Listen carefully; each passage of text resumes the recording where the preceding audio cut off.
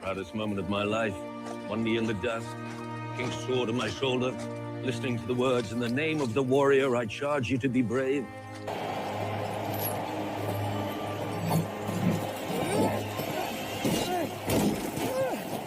In the name of the warrior, I charge you to be brave.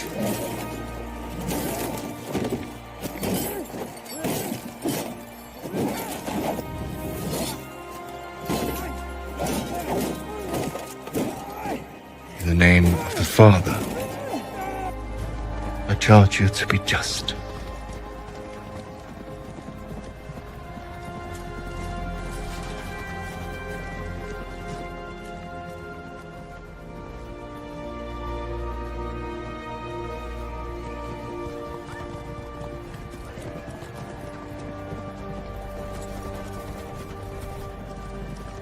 In the name of the Mother, I charge you to defend the innocent.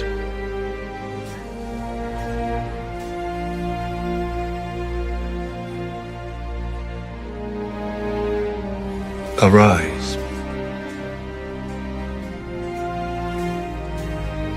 A knight of the Seven Kingdoms.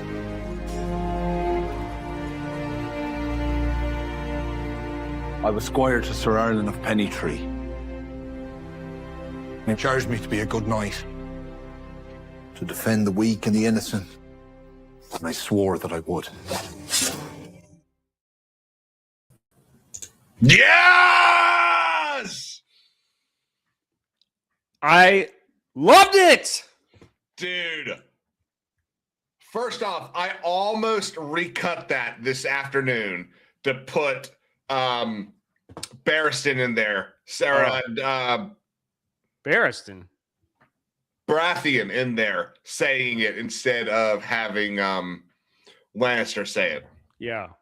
Yeah. The laughing what? storm when he has a quick little knighting. What a freaking awesome episode this was. The build-up was worth it. Yes, it was. This episode hit me. I was cheering. I was screaming. At the end of it, it was the coolest thing I've seen in a long time, especially within the Game of Thrones lore. I texted you right away as soon as I saw it. I couldn't believe it. I was pumped. I actually went back and watched this episode like 6 times. Yeah, same. I've it's honestly a problem. Like you know when you get those scenes in a TV show or a movie, you're just like, I want to hear that over and over. I just want to live in the world where I'm listening to this for the first time. Yes. All day. And we get the music. The very thing we were talking about last week. Like, listen to the music. We really need some iconic themes. And boom, did they ever punch us in the face? A combination of Dunk's theme and Dawadi's Game of Thrones theme. It was beautifully done. We've been sitting there waiting for it ever since they shat on it in the first episode. We've been sitting there waiting for this moment of finally we're here. And I think they did that. Not obviously they did it on purpose, but I think they wanted to make us wait to realize that we were finally there in Westeros. Something's coming. Here we go. Yeah. It was incredible. Great episode. I think if you go back and watch our previous shows, the first 2, I was like, it's a little slow, the pacing. I'm waiting for I want more, but I'm waiting for the speed to pick up a little bit. And this buildup was so worth it. Great job. Absolutely. Great episode. I'm a little nervous about next week. Yep. And I don't know what happens. I haven't read the books, haven't read the stories. But I love this episode. It was just so cool. I'm ready to dive in because I do have some questions. I'm going to say this multiple times throughout the stream, throughout the week. If you do not know what is already going to happen, do not look it up. Do your best to stay off Twitter, all of that stuff, because I've already seen it get spoiled for people. There are huge implications to come, as there would be. Again, we hear on the show, this is the first trial of 7 in like 600 years. Yeah. I never this knew is what gonna that be was. a big deal. Yeah. Mm-hmm. I had no idea what that was. I was with Makar in that one, where he says, "What the heck is a trial of 7?" What the fuck is a trial of I know 7? he used a stronger expletive, but I don't. I'm not gonna do that. But It's because you're yeah. a good man. I was right there with him. I was like, "Dude, what is this?" And then Baylor answered the question for me. But yeah, I do have some questions though, so we can dive right into this and go. But we start with seeing Dunk in prison. He's in prison there in Ashford Castle. He has obviously been imprisoned for assaulting the prince, right? The prince. Yes, I was trying to come up with a little better title there, but he is just a prince. What's better than being a prince? Crown Prince, Prince of Dragonstone, any of those things, but he is neither of those. No. He's Makar's. Is he Makar's oldest? He is Makar's second born. So Makar. I think I finally have this. All right. So, let me get my glasses here. Yeah. So Baylor has Valar, and then he's brothers with Makar, and Makar has Darian, who's the drunkard. The drunk is the first one. He's the eldest. He's got Arian, then Aemon, then Egg. Yep. Yeah, and all of his kids are like they're all unique and special in their own way.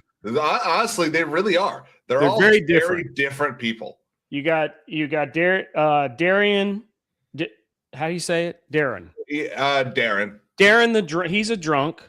And he's probably one of those visionary Targaryens, right? We get a little bit of that in this episode. And he's a seer in everything, meaning it's not like Helena, who is just a seer in the show. Darren is a seer in everything that's written and now seen.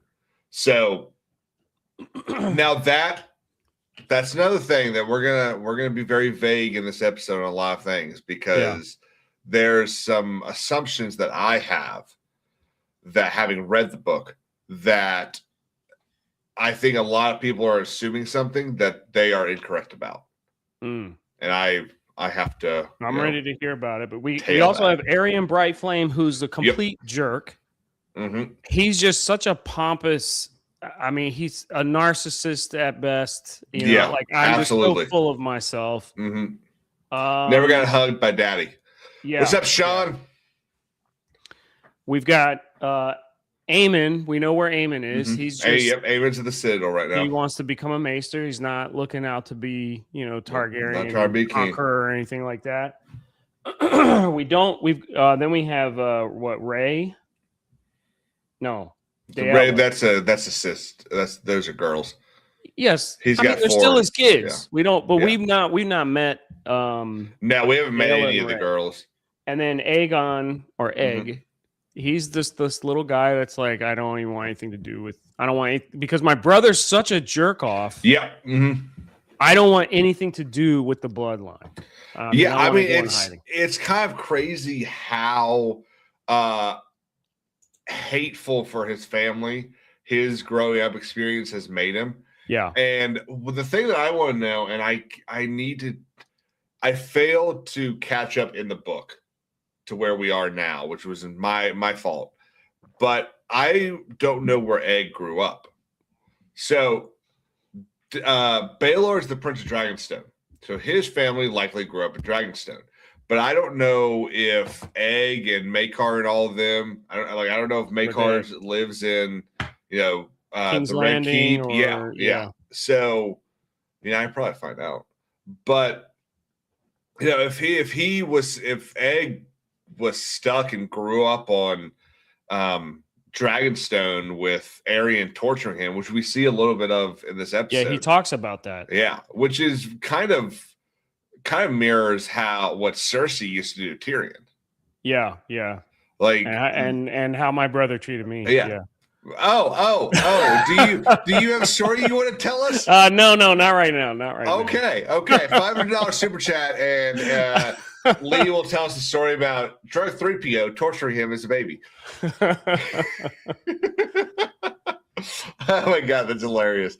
But we start off. We see Dunk in prison, and we get to see cute little Aegon dressed as a prince. Yeah, and before we like dive too far in, if you can make it go show Dunk like before Aegon walks in, the level of detail that they're putting with these short episodes is phenomenal. Like just the way Dunk is sitting gives you a vision of how big he actually is. Yeah. I mean, his knees are like almost up to his chest. He's sitting on a regular stool or seat or something. Like he's just this big oaf-looking guy sitting in the middle of this prison cell, and he's just lost in thought. He's like, "What have I done? What have I gotten myself into? I don't know how I'm going to get out of this."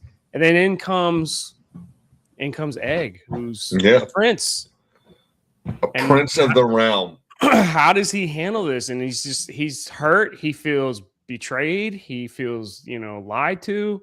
And then we've had 3 episodes of this bond between these two characters, and it's like this, big brother, little brother, mentoree, I guess, right? Night Squire, father, son. Yeah.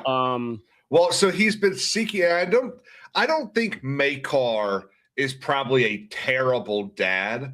I think we know that Maekar has been busy warring for a while. Yeah, he and Baylor were off smashing the Blackfires for a year. He may not be a terrible dad, but he strikes me as a distracted dad. Yes, I think he's distracted by other stuff. He's distracted by because he grew up with the power of the Targaryens. Yeah, and now they don't have it anymore. And he lets his punk kid have it. I mean, he makes him. Look. We know that Baelor and Maekar are really good friends. They really like each other. Yeah. And they understand the weakness their house has now. And they realize, look, that's why they're there. Both of them, you've got the crown prince, hand of the king, beloved by the small folk. And you've got Maekar, an incredible warrior, showing up to this very minor house's tournament to honor that house. Yeah. Because they know that, look, we need more than just oaths to keep our house in power. We need these people to actually like us. And I think Sean in the chat, he's got a point here. They had no dragons when Maekar was born, which put a lot of pressure on the Targaryens to like, look, we don't have the dragons to carry us anymore. We have to really be legit conquerors here and dominate. And I think Maekar, I get the feeling like he shows that. He exudes that. Yeah, sorry. I was thinking Maekar was a little bit older than he actually is. But yeah, he's because this is 209. So yeah. The last dragon died in like 150, 180, something like that. But we get to see, and we know Egg showing up in his Targaryen colors. And he looks so cool. Honestly, he does. He looks so cool in that. And I gotta see like a little, I guess, behind the scenes type or interview with him and Peter Claflin, where they were talking about like, did they get anything from the first season? And he apparently he got to keep one of his Targaryen outfits. Oh, that's so cool. Dude, that's all I'd wear. I think I'm gonna shave my beard and go as him for Halloween. There you go. That won't be weird at all. Are you gonna walk around on your knees? You gonna let your brother be Dunk? Yeah. I'll ask everybody I encounter. Is it weird that I have black hair growing from the stones? It's weird that you're telling me. But like, I didn't mean to cut you off. I just love the details that they're putting into the cinematography in the show has been fantastic. So just the little things like the way Dunk is sitting to show you his size is just big.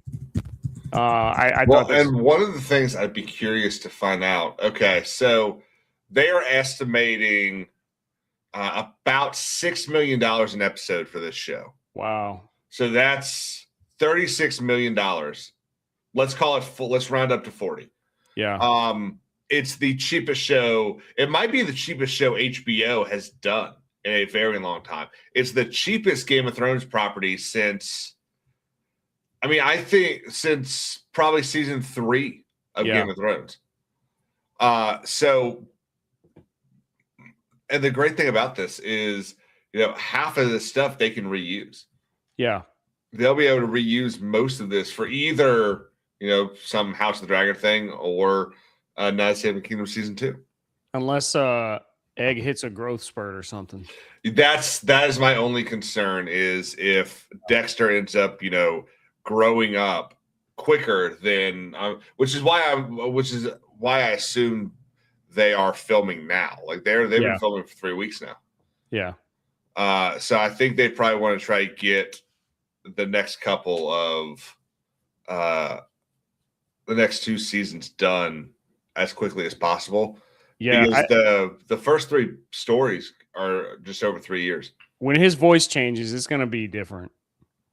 Yeah. I think there's just something about that high pitch, the innocence of him. Yeah. It works, which it should be. He should be more innocent now as he squires and grows up and sees all this terrible stuff.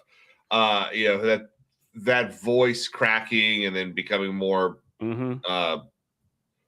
strong will work with the show as well, I think.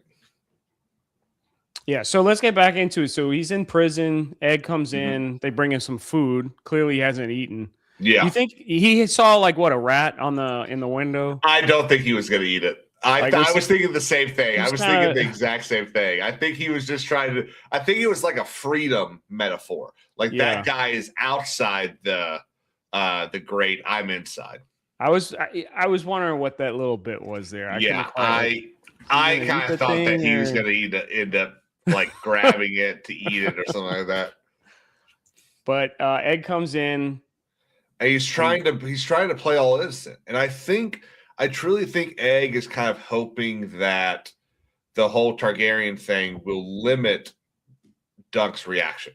Yeah, that Dunk will choose to be a little more yes sir rather than be the knight to the squire. He doesn't really. He pulls his punches a little bit, but he's still like he yells at Egg and he snaps at him. Yeah.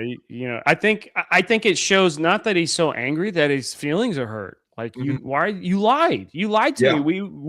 We were supposed to be home team and you lied. Absolutely. What am I supposed to do with it now? Now look at the mess I'm in. Now I got to go face the prince, right? The hand or the heir. Yeah, all of those things. And one of the things that I like though is you get Egg, who he is he's sitting there in the corner. He's starting to have a little bit of a cry, and Dunk is just like he's getting all angry at him, and then he sees him, and he's just like, he's just a kid. Yeah, he's 9, I think, and he says, "Dry your eyes." Yeah, he's like, "Dry your eyes, kid." That sinks in on the walk to Prince Baelor. Mm-hmm.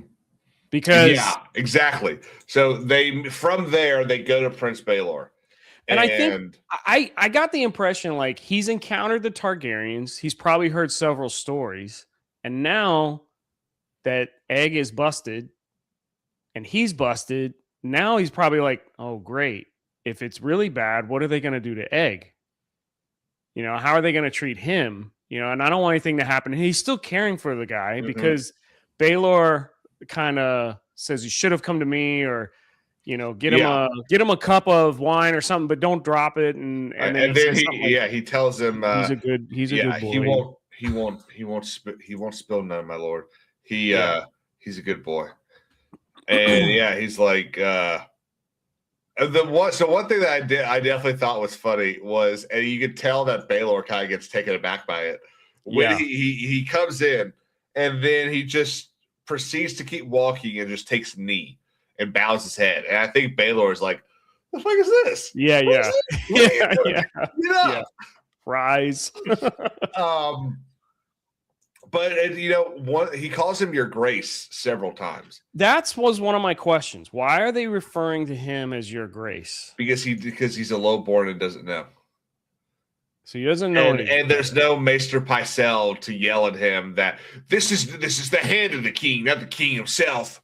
Now, but see, Baelor doesn't seem to be like soaking that in and like, yeah, call me that. You know, he doesn't correct them either. Baelor's a good person. Yeah. Baelor is one of the few really good. I gotta bite my tongue. Baelor has the possibility of being the greatest Targaryen king ever. And there is, and I think this is one of the reasons we get a very little bit of this. Baelor, I think, wants to care for Makor's kids, and not in like a it'd be better if I was the father. I think he wants the kids to grow up and be better than not his father, but the generation above Darion. Because he wants the family to succeed. Yes. And he knows that as Targaryens get more and more insane and people get more and more annoyed of it, there's less stuff there to protect them. And that if they can maintain a sense of honor among the small folk, doesn't really matter if a High Lord doesn't like that they like to sleep with their sisters. Yeah. The High Lord's not going to do anything because the small folk love him. And Baelor doesn't have any kids, right? No, Baelor has Valar and a daughter. Oh, that's right. Yeah. And Valar is he's in the tournament? Yeah, Valar's one of the champions. Yeah, okay, that's right. So he does have his own kids, but he's looking at the Targaryen family holistically. Yeah. Yes, yeah. He's looking at like the house instead of just his immediate family. Right. So when Dunk says to Baelor, he's a good boy, it immediately cuts to Egg as he's pouring. Yeah, he's like, what? He turns around and he's like, "Aw, he was just yelling at me a minute ago." You know, you see that look on his face. Yeah, I've actually almost got it queued up here. And I get the sense of calmness, like, oh, you know, he's not mad at me, you know. He says he's a good boy. Yeah. He's like, what? Yeah. It's so great. And like Dexter has conquered this ability to, I don't know if it's something with you bald people, but he's conquered this ability to be able to just use his face to do half his acting. Yeah. Like he doesn't have to work very hard because his face does just about everything you need it to do. Acting with his eyes. Yeah. His eyes tell the whole story. And it's fantastic. He's doing a great job. And then they continue on the discussion of what happened, and Baelor says Aegon should have come to me, and he interrupted the heir. There's no time, Uncle. Instead, he went to you, Sir Duncan. And he was completely dismissed. Baelor was like, "I'm going to pretend you're not even speaking right now," and continued his conversation with Dunk. And but man, poor Aegon was just trying to do the right thing. Well, and so I think the very telling thing, again, I keep propping up Baelor. Oh my God. And we go from Egg saying, I wish Duncan killed him, talking about Aerion. Yeah. And Baelor goes, Aerion is your brother. And the Septons say we must love our brothers. And 100 years earlier, Targaryen would have been like, fuck the Septons. Yeah. In fact, that just tells you more about Baelor's character. So I think I'm right about this. Maekar actually fights a war against the Faith Militant. That's the first. Let me think I'm right. See if I'm right about that. Do you remember the Faith Militant in Game of Thrones? Yeah.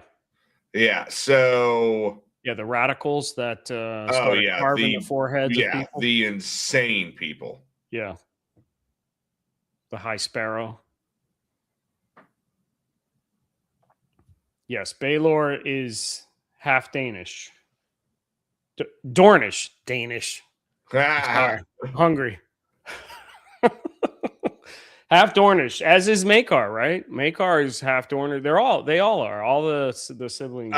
Yeah, so that is, or is that under dispute? Well, no, it's under just prior to this, they've unified with Dorne. They are now the Seven Kingdoms. They were the Six Kingdoms and Dorne.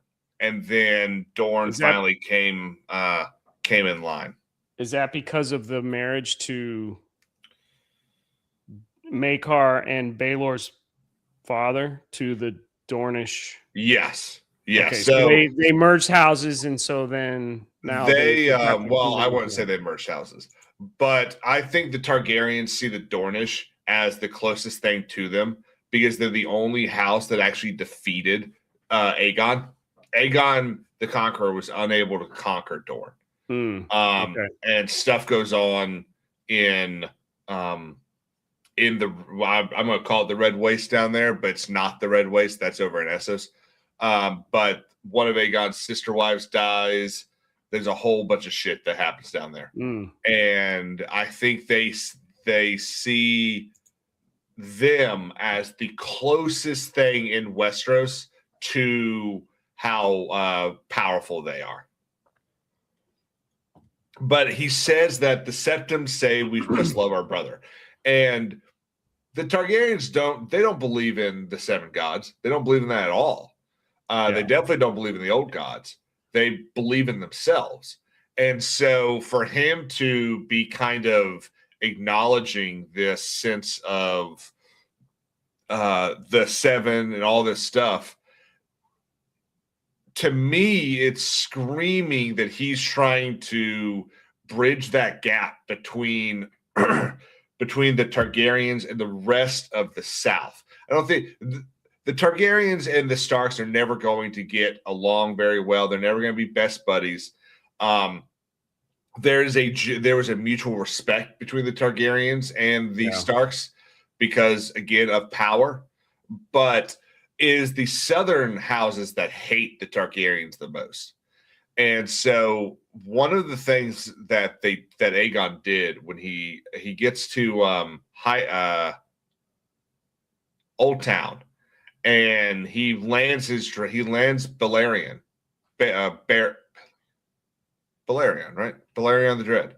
He lands him on the bridge to Old Town and basically tells the High Septon, go ahead and say that your gods love me, or I'm burning everyone alive. Wow. And the High Septon comes out, crown and everything. He's like, behold our king. And that's supposed to be the way of kind of getting all the other houses in line. Yeah. Because you got the church saying this guy is good. This guy is heaven sent. Yeah. And none of them, because none of them were actually really willing to take on this role of head of church or anything like that. None of them were really willing to practice what was being preached about them. The small folk and the noble houses of the South never actually liked them. But this is, I think, Baelor saying, it's time to kind of fall in line with some of the more noble traditions of the South, and this is one of them. Very, very interesting. I mean, where were we? Well, he's correcting Egg here, right, and explaining that it was a mistake that he went to Sir Duncan and not come to Aegon, and that put everybody in a bad position. And he lets Aegon know. He lets Egg know that was a mistake. You screwed up. And that's when Aegon says, I wish Sir Duncan had killed him. Yep. And then after he kicks that's when we go through the whole talking about the Septons and everything. And then he gets kind of like frustrated and he says, go away. So he kicks Aegon out.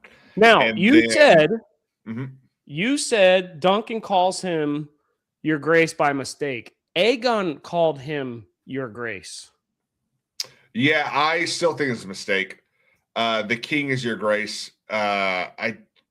Unless it's something that the But Aegon would know. That's why I'm like, he why do they would, keep he referring would. to him as Your But Grace? I think that Did he do it to save Duncan? I mean, he embarrassment? might have, but that's a bit. Wasn't obvious if that's what happened. Wasn't obvious. Your Grace is supposed to be the king. Mm-hmm. I think the hand gets called it here and there, but I was under the impression that the hand only ever really got called it if he was actually sitting the throne for the king, because in that case he is the king. But I don't think That didn't. I mean, that didn't happen in Game of Thrones. They corrected him. Yeah, Somebody Pycelle called Ned corrects him. Stark, Yeah, Pycelle corrects Grace. the Riverlands people. Yeah, and they're like, like this 2 is or 3 the Lord times. Hand. It was Yeah. supposed to be Lord Hand. Well, Yeah, and I know he's wearing the badge, but I started digging I don't even think I into it. noticed that. I started digging into it and was like, why? Is he Shit, really? yeah, he is. Oh yeah, well he's got it attached as part of his like shoulder armor. Yeah, but is he really the hand of the king? And if he's the hand of the king, what is he doing there? Well, like I said, he is there. First off, the small folk love Baelor. So, They well, the absolutely thing is, love him. but the thing is, I started going to AI, like ChatGPT Yeah. and all that, and it was like, is he Mistake. hand of the That's a king or mistake. whatever? Yeah. And it kept coming back saying, we don't know for certain, but the He's TV absolutely show, the hand of the king.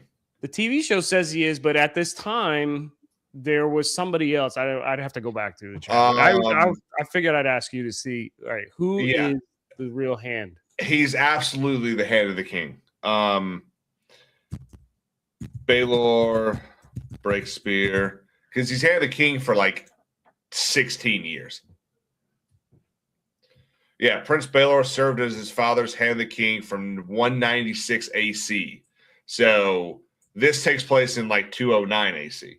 So he's Okay. absolutely So it's the hand of the confirmed. king. He Yeah. absolutely is hand of the king. Okay. Mhm.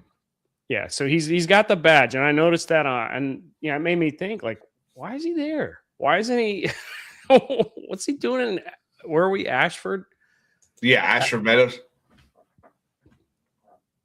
Yeah, so he's there to continue rebuilding this support of House Targaryen among the different houses. Yeah. You know, it with a house like House Tarly, or well, maybe not Tarly, House Tyrell. God, all these T's.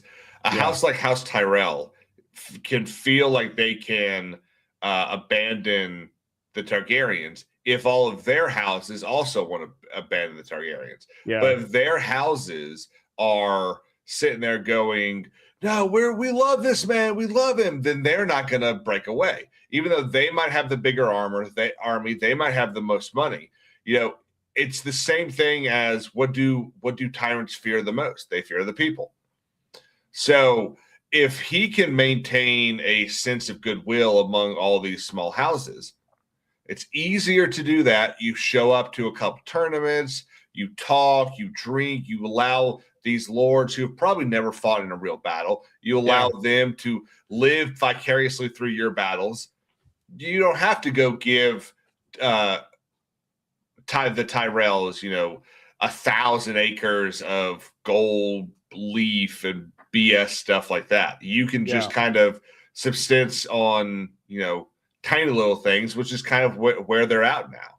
They're at the need to just pay out tiny little dowries or tiny little gifts instead of going to the 7 wardens and being like, here's $1 billion. Yeah. I just found it interesting. The hand of the king was there. It seems like it's small potatoes for something like for the hand to be at, especially with such a bigger Targaryen presence there too, with Maekar. Yeah, his a whole kids. bunch of them. Yep. Yeah, and now we also have the hand of the king. It's like that seemed weird, but I wanted to make sure, because ChatGPT was really confused. But Doesn't surprise me. So then we get he shoos Egg away, and you could tell Dunk starts to get nervous, but he starts asking questions like, "Are you a good knight? Yeah, how good of a night are you?" Mm-hmm. And you get the sense that he's being very compassionate and is giving him some guidance.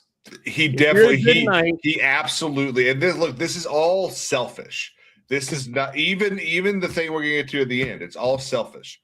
This has nothing to do with really whether or not he truly believes Dunk. Every decision Baelor's making is for the betterment of the House of Targaryen. Yeah, House Targaryen, and he is furious at Egg, and he's furious at Aerion. Yeah, because Aerion has set back Targaryen Southern relations probably a decade now. Yeah, and then a trial with this type of stuff, and a Targaryen acting out over a puppet show or a theater event is really an embarrassment. Yep. Like, aren't you bigger than this? You know what I mean? Like, you're gonna let this something that that's something that Egg brings up at the beginning when they're all still in the jail cell. He says that Aerion figures himself an actual dragon. Yeah. And so he saw that as someone trying to kill him, which is this height of pompousness that only two people in that entire house have earned, and it's Baelor and Maekar. They're the only ones. Even Darian hasn't earned it. Right. And I find it really cool that Baelor he remains calm through this whole thing. He, even at Egg, he really didn't raise his voice. I mean, he spoke in a sternly, yeah. But he didn't raise his voice, and he's given this guidance to Dunk. He's like, "Are you good night? We can get this over real quick." If you could tell he's encouraging him to just call for a trial by combat, cut the guy's head off, and let's go. Well, I think he knows Aerion fairly well. I think he believes, and it's why he offers him this option. So we definitely actually we did miss we were jumping just a little bit there, because Baelor does tell him about they found Darian. So he says here Darren. His brother Maekar returned to the castle. Mm-hmm. What castle is he talking about? Ashford. The Ashford castle. Yeah, where they are in that very moment. Okay. Yeah. And so he rode out, he found Darren drunk in that inn and came back. And Darren lies to save his own skin. Yeah. And so Darren tells Maekar, Egg was stolen by some robber knight. Yeah.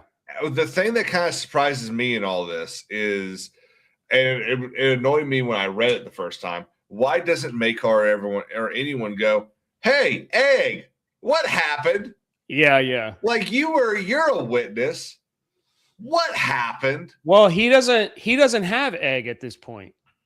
Maekar left, right? Right, but like when Maekar gets back, go, "Hey, Egg, did some robber knight show up and kidnap you?" Right. No, so I left my own volition. Oh, okay. Hey, Darren. Right. When Dunk is standing before the court, that charge could have been resolved. Absolutely. And then the court probably could have found that Aerion had deserved it for violating the oath of a knight or some they could have gotten out of this. They didn't need to do this. I still think, though, Baelor is feeling a little compassionate for Dunk, and I think he feels he was in the right. And yes, absolutely. He knows Aerion is just... What would make you think he thinks he's in the right? Well, we'll get to that. Yeah, we will. But what's up, Hokies? Let's see. Who was it? Darren. Mm-hmm. I need my bloody glasses, I swear. Not Darren. Darren's the drunk. Aerion Brightflame. Mm-hmm. I think he knows him well enough that, yes, this is what I expect out of him. He's always screwing up. He's always doing stupid stuff like this, and we're always having to clean up his mess. Now I've got this innocent knight who was doing what his oath says. Yep. Although I get the impression that when Dunk snapped at him and said, "Aren't we supposed to protect the innocent?" He kind of said that with some authority, fervor. Yeah. And Baylor, he didn't really snap back. He didn't respond. But I got the impression that he's right. Yeah. He's absolutely right. And I think that it's that convinced him to do what we'll talk about. Yeah. So yeah. I think that Sean is right as well, that Baylor wanted Arian dead. See, let's look at who we've got living right now. We don't know anything about the girls. I think there's 3 girls. We know nothing about them. Yeah. You got Darian the Second, the good. You've got Makor, who is kind of a violent guy, but he's a violent guy who knows when to turn it off. Is Lee British? Yeah. I've always been, by the way, Hokies. I've always been. You've got Baylor, who is, as every account says, a great guy. Yeah. You've got Valar, who is a great knight. Aemon, who is a respectable person. Darren, who's a drunk, but drunk, okay. And then you've got Egg, who's just a kind little kid. And I think he sees this as a chance to rid a generation of Targaryens of the thing that's going to cost them the house if they don't. Yeah. And I'm not going to say that he was pulling for Dunk to kill him, but I think he saw an opportunity to either humble Arian or get rid of Arian. But don't you think? I mean, so okay, let's go through the scenario if they stuck with trial by combat. You're saying that, hold on, the Bright Flame, right? Yep, Arian. Yeah, Arian Bright Flame. I can't keep the name straight. I gotta. Yeah. Would face off against Duncan, or he wouldn't call for a champion because he's royalty, and I'm like, I'm not in this fight. I'll just have he's got the right to call for a champion. Now, what's funny is George seems to kind of change the rules as he decides to write a story. Well, it is so yeah. So we see what's his name. Tyrion uses a champion twice. We see Ned decide not to ever try to use a champion or even a trial by combat. It just sits there and lets his head get chopped off, which really bugs me. Too much honor. Too much honor. Fight for it. And now we see Dunk get up there and say, trial by combat. He was so nervous. That was such an awkward scene because we're getting ready to get in there. There's before we get into that, there's a couple things. Let's wrap up this conversation with him and Baylor real quick because that court scene was hilarious. So Baylor's still, getting on Dunk, and then he's like, treason by puppetry. I love that line because he calls out the stupidity of the situation. Treason by puppetry. Right. Yep. And then he says, well, the dragon is the sigil of the house. And, surely, whatever, blah, blah. They go back and forth. And this is when he says, are we not called to protect the innocent? And he asked him, do you believe that, Your Grace? Like Arian called it a veiled attack. I'm going to risk this.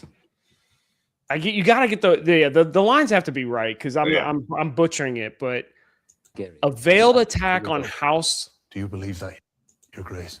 Yeah, a veiled attack on House Targaryen, and he challenges the heir, the Lord Hand, the prince, and he looks him dead in the eye and says, "Do you really believe that?"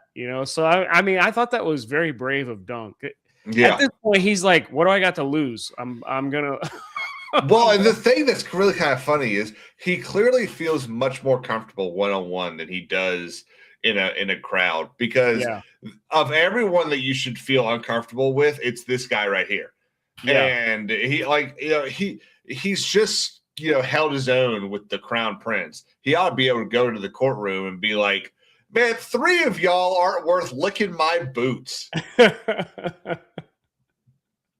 Oh, it was so good. And he goes in to say, look, man, he broke her fingers in half. Like he ripped You her laid hand hands apart. upon the blood of the dragon. And he goes, no matter the cause, never wise to strike King's grandson. Grandson, yeah. And he's like, would you have done it? I mean, he keeps challenging. Yeah. And then he says, yeah, and Baelor's like, yeah, you know what? I might have. Yeah. But I am a crown prince. But I get the pass. Yeah. Mm-hmm. And then he says, don't all knights make the same oath. And he's just like, dude, he is not backing off. Yeah, so he's sitting there. He's basically trying to insinuate, what makes you better than me? We have taken the same oath. We have promised to do the exact same thing. Yep. And just because you were born in King's Landing and I was born 200 feet away in a hovel in the road doesn't make you better than me as a knight. Yeah, absolutely. Absolutely. And when he says, don't all knights make the same oath to protect the innocent, that's when Baelor, he goes quiet. Yeah. He cannot argue this anymore. He cannot say you were in the wrong anymore. He did everything that he was supposed to do as a sworn knight, a knight of the 7 kingdoms. Here we go. And the only thing he could say is like, well, Arion wants your head. So, I'm in a conundrum here. So I ask again, Sir Duncan the Tall, how good a knight are you? Yeah. Yeah. He's like, this is your way out. My hands are tied. He's royalty, right? He's of House Targaryen. You put your hands on him, whether you were right or wrong, whether he was right or wrong. Here's your way out. Trial by combat. And I hope you win. Mm-hmm. And then we get Arion in court being just a little bitch and just breaking these nuts or something. Yeah, pecans or whatever. Yeah, with, cashews. With the pommel of his dagger. Of his dagger. And you see, you've got at this court hearing. That scene, him doing that, I wanted to backhand him myself. It was so annoying and so pompous. And he's making a mess. He's distracting. Just banging on the table. Stuff's busting, flying all over the place. Oh, and then it gets worse. If you didn't hate him, you would after like he smashes a cashew or whatever, and the nut goes flying under the table, and he looks at the lord of the house. Yeah, so I think and he's like, at this we've got in the middle you've got Lord Baelor, and then you've got Maegor to his left with Arion sitting at the end of the table. Then you've got Ashford at the edge of the end of the table, and in between them, I don't know. Arion just looks like puss nuts. I mean, I can't stand the guy. The look on his face is just so. I wanted to just punch him through the screen. I could not stand him at all. Oh, and he's like, he's chomping on the nuts and, and looking at his father and whatever. Oh man, it was so. You definitely know who the antagonist is, right? It's so obvious in that scene. Oh, absolutely. Yeah, they're going back and forth, and Arion knows what he's doing. He knows what he's gonna do. He is 2 steps ahead of this whole situation, right? Not gonna go to trial. So, he's like, I'm prepared. If he calls for trial by combat, I got this in my back pocket. He's not. This isn't gonna happen. Yeah. The other guy is Lord Leo Tyrell. Yeah, Leo Tyrell is Lord Paramount of the Reach.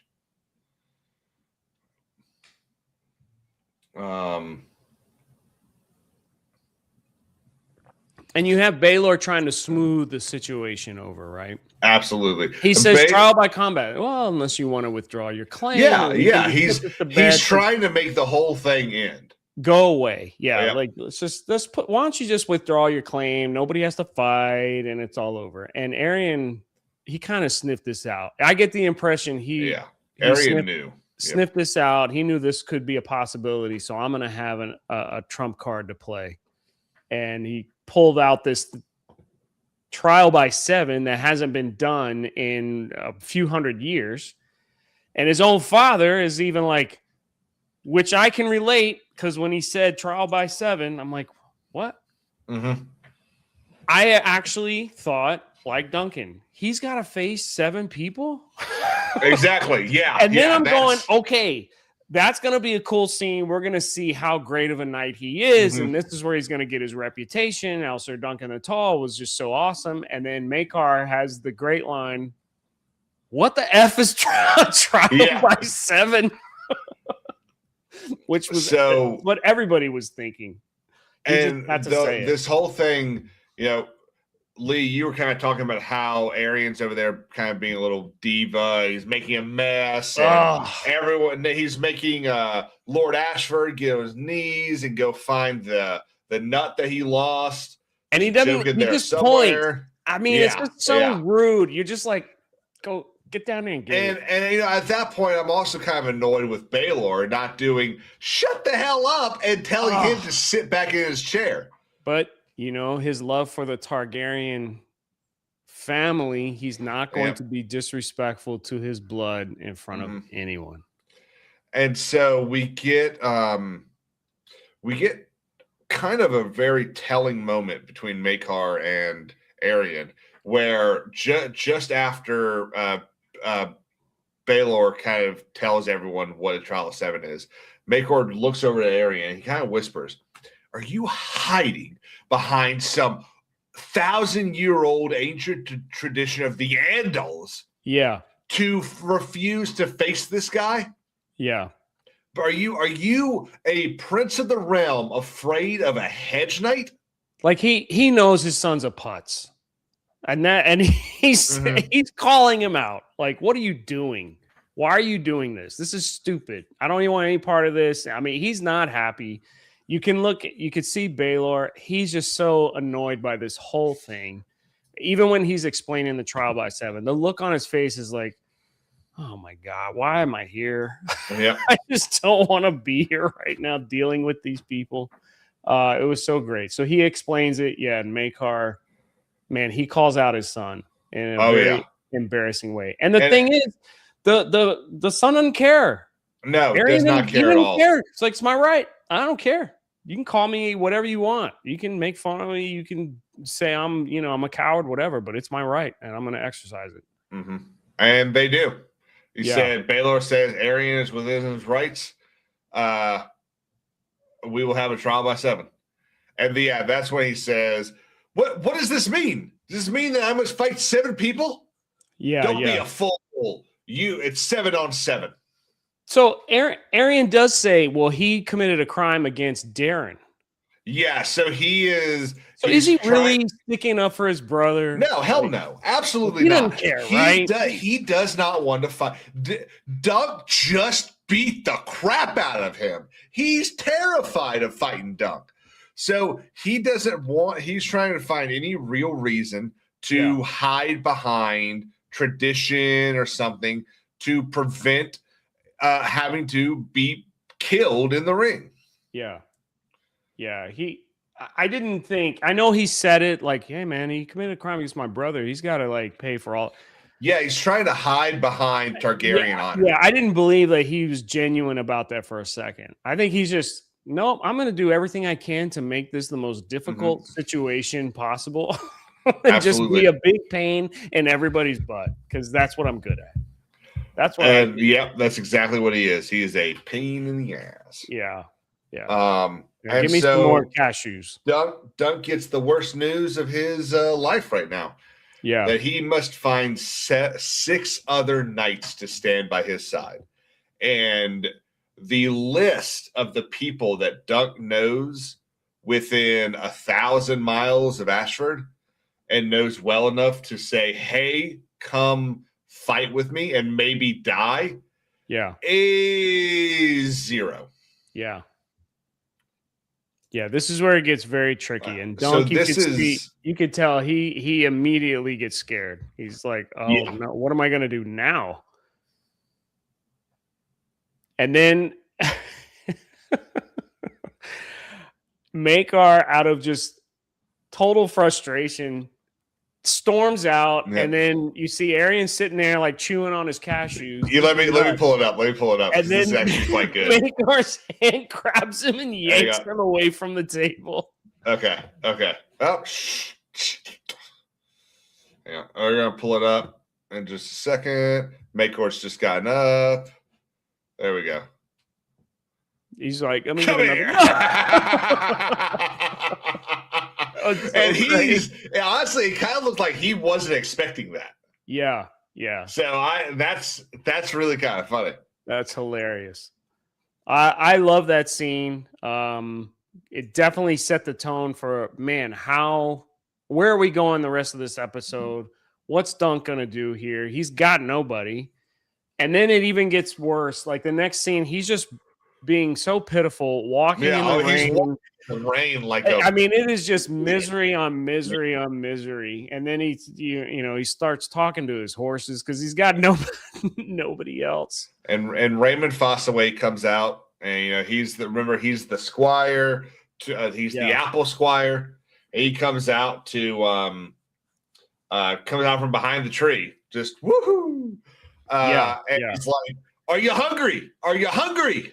Yeah. And so he and Dunk go eat with Sir Stefan Fossaway. And the Fossaway is the one in the very first episode who talked a bunch of crap to him, right? And just kind of belittled him, berated him, whatever.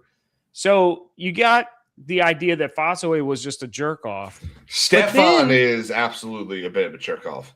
But then in this scene, he's like, man, I got you, man. Mm-hmm. And I believed him. I was like, okay, this guy absolutely he's not that bad.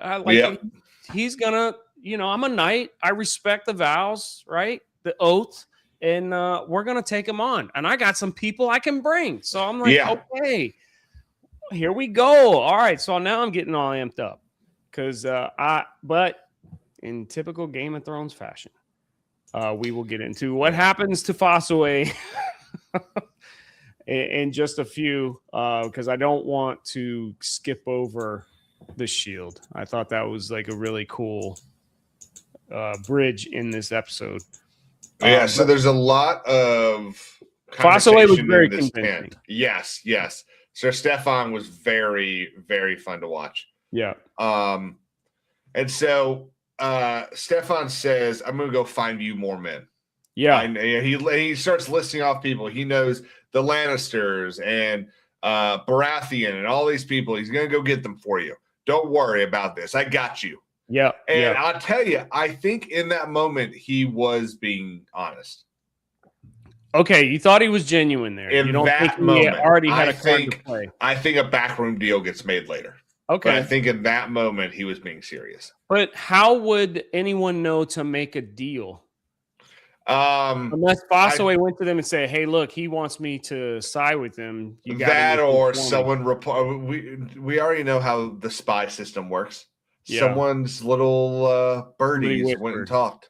Somebody whispered. So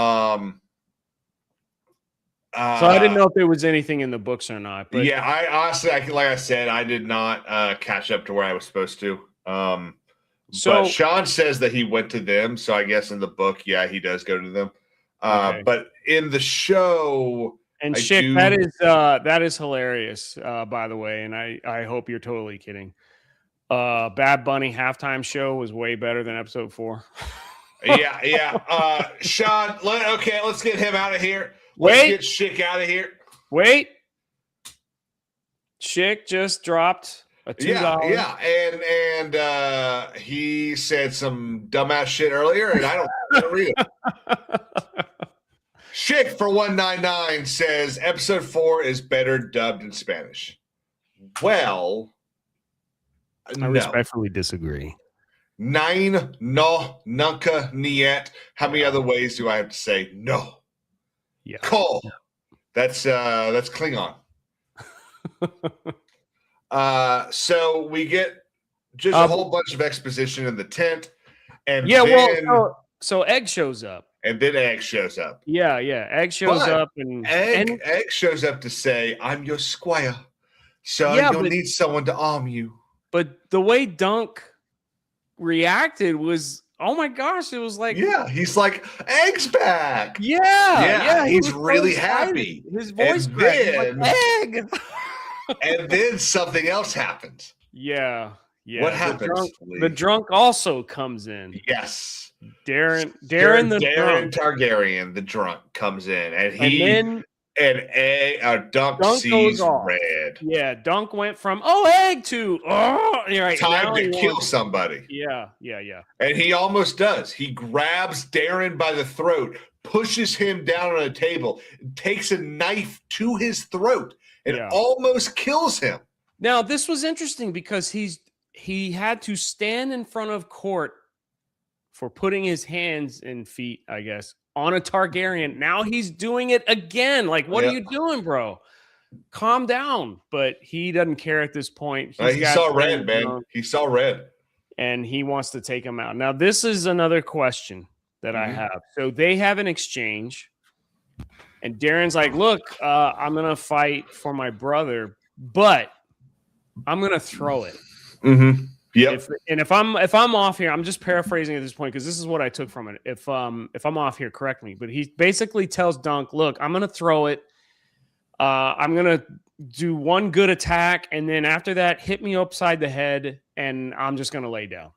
Basically, yep. Because this is all garbage. I don't agree with it, so I'm gonna throw my part. Well, it's not that he doesn't agree with it. It's that he's not a knight. He's a lazy drunk that doesn't want to do it. He'd rather lay on the ground. But then, so after he's like, he says, "Is that all you came here to tell me?" Then the other key thing is Egg says, "Well, my father has asked the Kingsguard to also fight." Yeah. So now he's got to go up against some really skilled. So it's we know that it's going to be Darren, Maekar, Arian, and then the 3 Kingsguard. And obviously, at this point, we don't know who number 7 is. Right, at this point.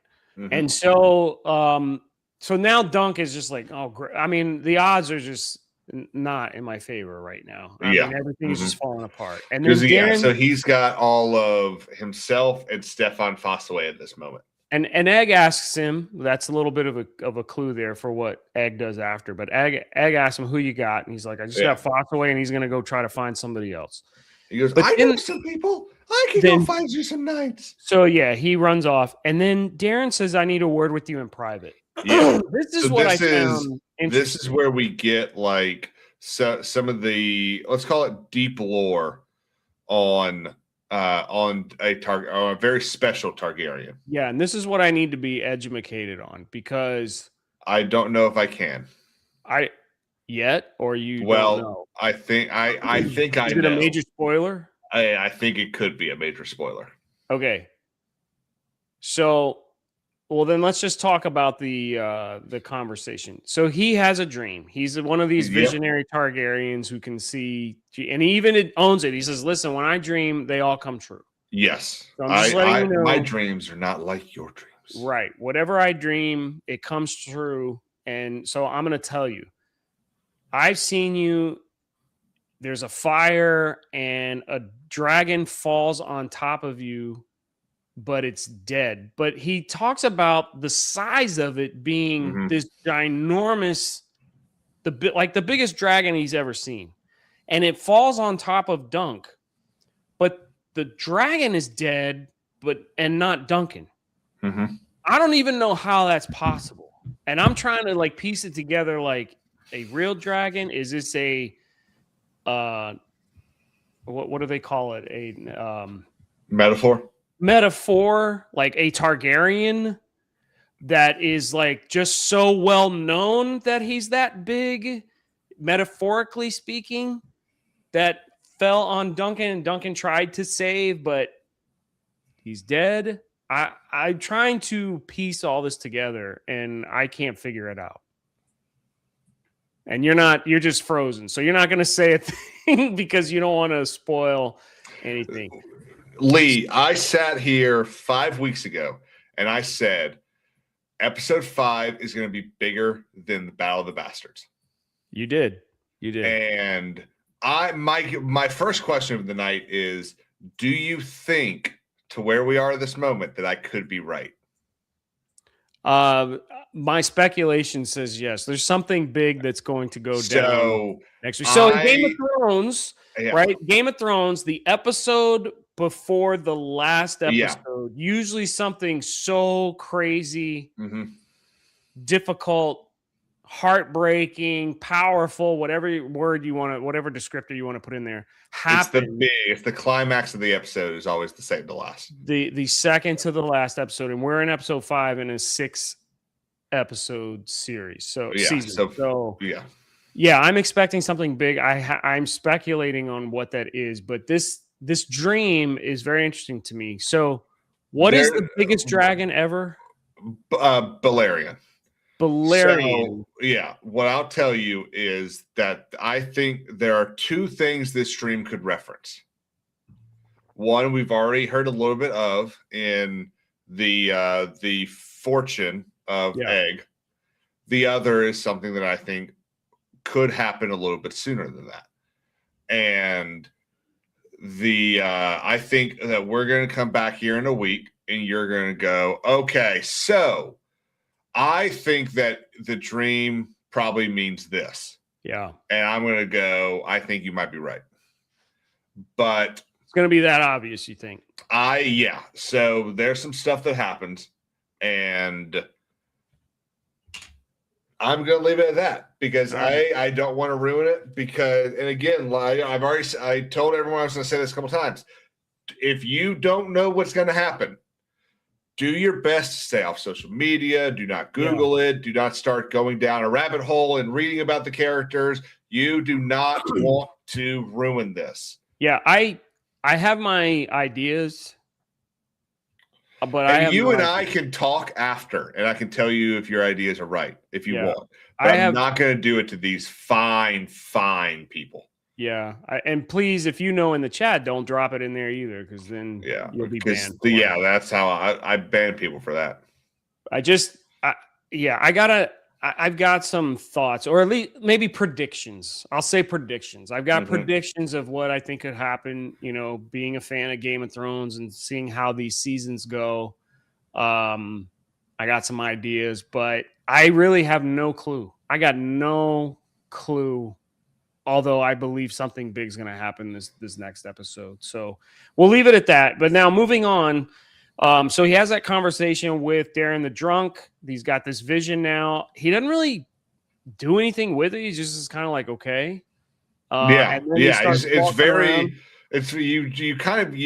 you get told by someone that tells you, hey, if my dreams come true, that you're going to be involved in basically the death of a dragon. And you don't do anything with it. Yeah. Oh, there's Breezy's in the chat.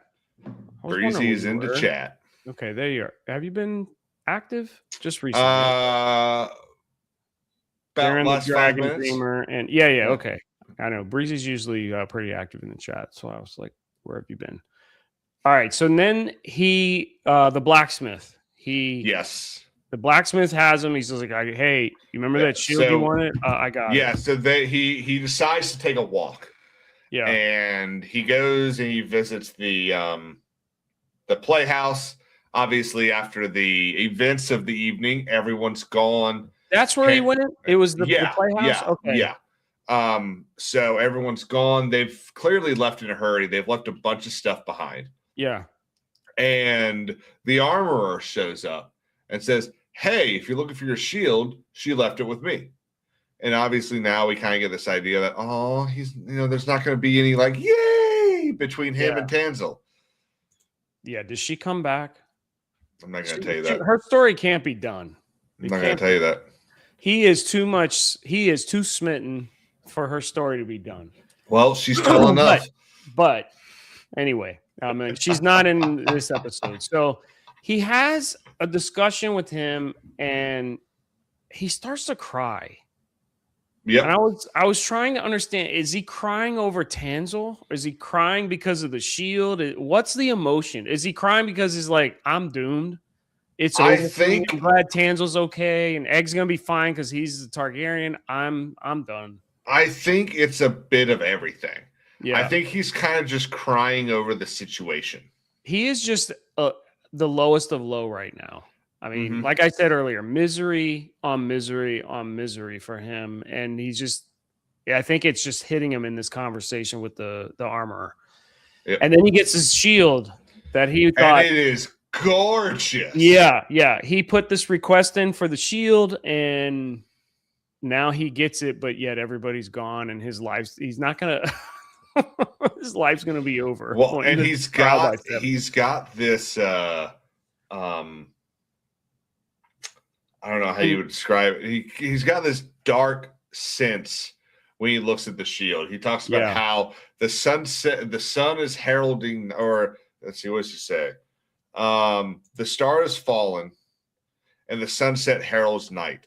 And he's thinking about it as if, you know, he says the shield is all painted up like death. So he thinks that he is basically an omen that he's already lost. And of course, all he knows is he's got one other knight on his side. Yeah, at least, that he thinks. And then the armor. I'm not making fun of him for crying. I am not goofing on him for crying. Please in the chat, don't think that listen. I'm an emotional dude. Like when it hits me, I'm a mess, and I'll admit that. But I turn into a big crybaby. But I'm not goofing on him for that. I just was trying to make sure I get the understanding of what was happening here, because he wasn't sobbing. Mm-hmm. He was just welling up, and you could just see the tears kind of streaming, and his voice wasn't cracking or anything. He was just looking down, and to me, it felt like he had like 5 million pounds on his shoulders, and he's like, I can't carry this anymore. I'm done. It's over. Yep. I just realized that I never changed the name of the stream from episode 3 to episode 4. Wow. Professional. Right. Real professional YouTube streamers here. Wow. Totally matching the cinematography and quality of A Knight of the Seven Kingdoms. And so the armorer grabs him by the shoulder. He says, the elm's alive. Yeah. And because he talks about death. He's like, everything's dying. And and that's right. That's what he's faced with. He's like, I'm dying. I'm done.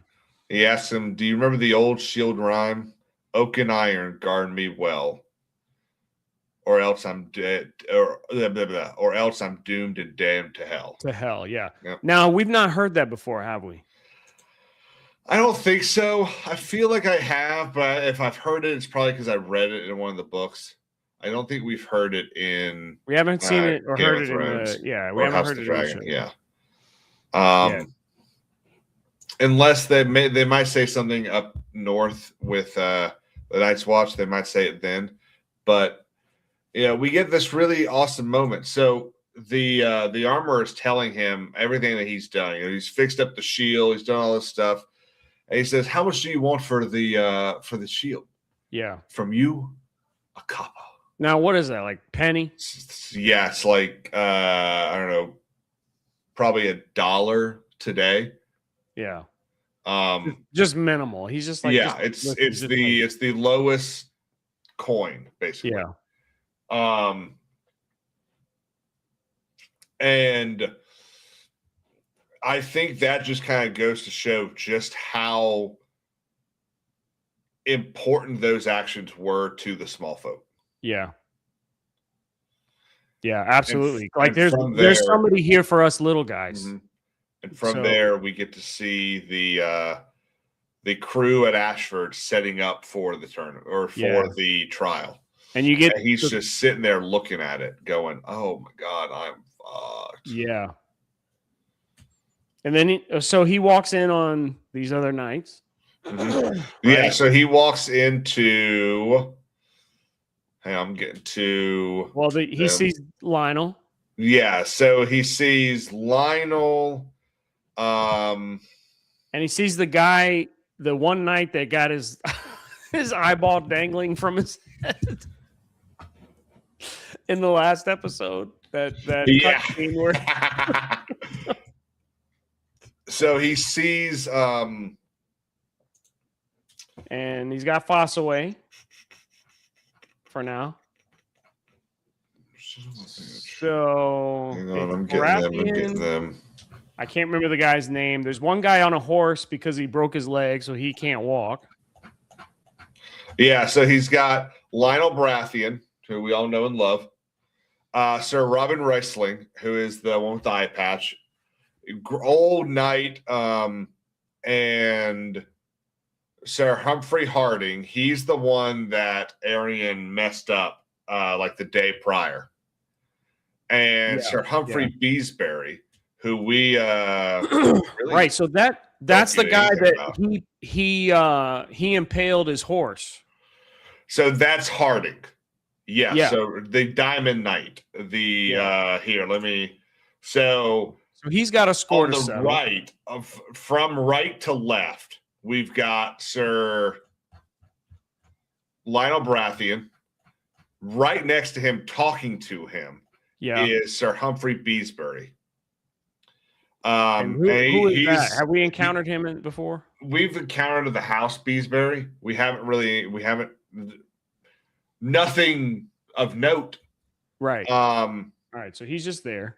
And he is there because he and the guy all the way on the left, Sir Humphrey Harding, they are brothers by marriage.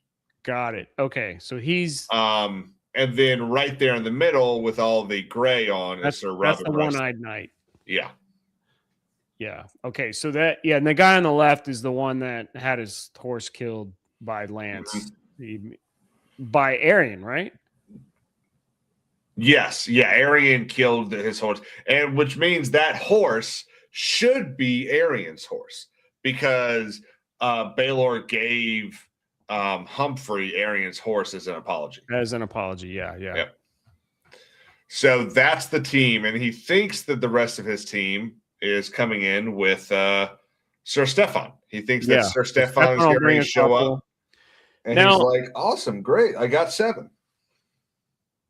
What is so? Okay, there's a quick something I noticed real quick here. So Lionel Baratheon comes over to talk to him, and he's like, "Well, I got to thank Sir Stefan or whatever." And he's like, "Who the heck is that? He didn't bring us here." Yeah, he calls him. Who is Sir Stefan? Yeah, we're not here because of him. We're here because of your boy. And he said, points over to Egg. And what is Egg doing? That was my question. When they reference over to Egg, Egg is like swinging. I don't know what he's trying to chop, but he's like swinging an axe. Yeah. So I think he's just either like, what are you doing, little guy? Either Dexter did not know they were filming, or someone just went over there and said, "Hey, you need to just look like an idiot real quick." So this is what we're talking about. So Lionel has just said, "Who the fuck is Sir Stefan? Your boy found me." He's sitting there, he's just swinging an axe at nothing. Like, what are you doing? I think he's pretending that that's his brother, Arion. Yeah, I think he's pretending that he's trying to kill Arion. Oh, I thought that was so funny. He's like, "Yeah, the good lad, the boy found me." And I will say the one thing that bugs me in the entire show so far, Beesbury, the guy right there, this dude. Yeah. This guy looks like he's going to be on Dateline at 9 p.m. with a if you see this man, do not let your children anywhere near him sign. Right. Like, this guy looks like he is getting ready to take down the British royal family. Yeah. Yeah, he's got that creep factor. Yeah. Little current news headline there for y'all. Why don't you have a seat over there? Yeah, yeah. we need to have a Let's have a conversation. seat. Let's have a seat. Let's Take a talk seat. about this. What are you doing here? But yeah, and so hasn't been a trial of 7 for 100 years, says Lionel, and he wants every opportunity to bloody up some Kingsguard. He wants a shot at some King. And then we get Dunk walks through the gates, I guess, into the courtyard, into the field, into the battle, tourney field, whatever. yeah. And there is Sir Stefan, and Dunk walks up and he says, "Hey, where are your friends? We only need." He says we only need one more. We only need one more. He's like, "I'm afraid you're gonna need two." Then at that point, I was like, "Yeah, no, you jerk!" I was so mad. Mm-hmm. I was like, kill him first. And I'll tell you what, though, and we've seen the memes all over Twitter, but with how annoying that guy is, man, he is tripped out. That is some fucking armor. Yeah. Look at that. I mean, look at that. That is awesome. There's apples everywhere. And then I think we see his helmet.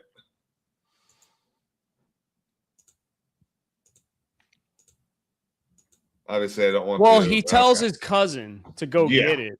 Yeah, so he tells him, bring my helmet, fetch me my horse, or something like that. And the cousin's like, "Man, you got." What do you mean you need two? He goes, "I fight with Sir Arian." Yeah, and Raymond, Raymond has just as I would say just as big a sense of honor as Dunk does. He believes in the oath and all of this stuff, and he is shocked as much as he dislikes his cousin. He believed him to be an honorable man, and he is shocked to find out that Stefan would sell his honor for a lordship. Yeah, and of course, Stefan says, I know knights that have sold their honor for a lot less. And then he does this move. I didn't like. I didn't like this. I thought this was a little cheesy. He does this like fake out move. So the cousin pushes him. And he's like, "You go get your own horse, or go get him yourself, or whatever." And so then Stefan starts to walk back, but he's looking the other way. And then when he gets close enough, then he takes a shot at him. Like, what are we in high school now? Yeah. Oh yeah. Such a childish act. Yeah, it's so child. I guess it fits the character, right? Mm-hmm. But so he shoves him back, and then storms off. So now Dunk is and this is where I get to rant here. So okay, so go ahead, but I may interrupt you because I do have a question. So Raymond is about to say, "Knight me, and I will take my cousin's place." Yes, because any knight may make a knight, and if anyone has the audacity to claim that Duncan the Tall was not knighted by Sir Arlen Pennytree, I will smash you down. He was. Dunk the Tall was knighted. Come on, Duncan is too honorable a man to lie about it. Also, you don't have to be knighted in the presence of the septum. You don't have to be knighted in the normal oath. There's different oaths you can take, which is why it kind of annoys me that we don't have any Stark Knights, because they could have taken the oath to swear before the eyes of God and men to defend those who cannot defend themselves, to protect all women and children, to obey your captains, your liege lord, and your king, to fight bravely when needed, and do such other tasks that are as laid upon you, however hard or humble or dangerous they may be. You don't have to swear to the warrior, the mother, the father, or any of those weird little sevens they got. Right. Well, the Starks are the old gods, so they wouldn't do the, but you can still warrior, mother, whatever. Exactly. But they could still be sworn before the eyes of gods. Right. The old gods, plural. Yeah. Yeah. But out by the weirwood tree or weirwood. But there is literally one thing. George mentioned or said at some Comic-Con in 2004, before any of this stuff happened, that Dunk wasn't knighted. And then clawed it all back, has refused to repeat it, says that that's not what he was trying to say. And suddenly it's this ambiguous, oh, maybe he was, maybe he wasn't. I've read the book 4 times. There's nothing in it that says, he's got this apparent guilt, this long guilt that he's got, that everyone claims to say that it's him lying about being knighted, when I completely disagree. It's him knowing that he's taking someone into battle with him that could die. Yeah, and I think that I think you're right. If Duncan wasn't knighted, being cornered like that, he would have caved. Right? He would have come out by now with all the stuff happening to him to own the fact that I never was knighted. Right? I just can't. I can't believe these stories would continue if he genuinely believes that he is knighted. So I can't imagine that he's not. So wouldn't make any sense for that. Sean asks or says, "This is the plot hole to me. No one in Makar's line could make him a lord." My guess is that Arian or Makar spoke to the Tyrells, and that the Tyrells will make. Well, wait, where is Fossaway? Where are the apples? And I got another question about this. Go ahead. Same scene. So at this point, while you're looking that up, Lionel says, "Go ahead, I'll knight him." Right? Mm-hmm. Any knight can make a knight. And so Dunk rides off. Yeah. As we listen to Lionel Baratheon but here's the thing. Are we sure that that's Lionel? Who do you think it is? Sir Arlen. When he knighted Duncan. I love that. I feel like Dunk is going through when he was faced with knighting him. I think it triggered in him when he was knighted, because you never see Lionel's lips move, and he does the sword on the shoulders, and you don't hear the voiceover until after that. And then when you hear the voiceover, doesn't it cut away to a scene of Arlen looking subtle? So like, this is what we've got. So I feel like Dunk was kind of reliving being knighted in his thought. So here's a little something. Okay, so we've got Lionel Baratheon sitting here telling him, "Hey, go. They've called for you. Go. I'll knight young Fossaway." And I shall give. We see this little flourish. We see that, but we don't hear anything yet. So, in the name of the warrior. So, what's funny is the actor that plays Lionel is going to be in the Starfighter movie, the Star Wars movie. Yeah. And that I mean, this is a lightsaber movement if I've ever seen one. So, from what I understand, we don't know what he's playing in the movie. I think we know now. That's pretty cool. No, I love the idea that it's Arlen saying it. I don't think we ever really heard. Well, no, we have heard Arlen speak as an old man Arlen of Penny Tree, but he knights him on his deathbed. He doesn't knight him like a decade ago. Because look how this only like 17. All right, so look how this plays out. So you got the closed caption up. You hear "In the name of the warrior, I charge you to be brave." And Sean, I'm going to address your comment, right? There's a line Dunk drops earlier that Sir Arlen wasn't one for words because he doesn't finish the oaths. He says, "In the name of the warrior." None of them, because the oath is. But hold on, let me get through it. So he says, "In the name of the warrior, I charge you to be brave," and then you've got the Fossaway kid Squire looking up. Yeah. Lionel's not moving his mouth. Right. Well, because he's done talking. Then it jumps to Dunk, and it's "In the name of the Father, I charge you to be just." Right, and he's in the slow motion, and then I think we see Dunk where it's like it says, "In the name of the Mother, I charge you to protect the young and the innocent." Right, and then we see Dunk looking like he's being knighted himself. Yeah, I mean, and then from here, you're supposed to hear Rise, A Knight of the Seven Kingdoms, whatever. Dunk looks up, and what do we see? There's Sir. yeah, going And then- all. He looks like I don't remember the rest, and that's where you could say Sir Arlen wasn't one for words. He doesn't remember what the next part of it I'm supposed to say, so he has that stupid look on his face, like I don't know. I guess this is enough. That's why I was like, "Oh, this is Sir Arlen knighting Dunk, and this is what he remembers." That's So what I think you could be right that it's what he remembers. But speaking is definitely Lionel. It's definitely Lionel's actor saying those words. But you could be absolutely right that the way they shot this was for Dunk to remember, the first three, and then remember Arlen being like, "Well, I am close enough, I guess." And if I'm wrong, what does this scene mean? Like, why is there a cut in of Sir Arlen looking like stupid? Like, I don't know. When I watched this, I saw it as Dunk looking up to Arlen for advice and help, and Arlen being like, "Well, good fucking luck, dude." That's how I saw it.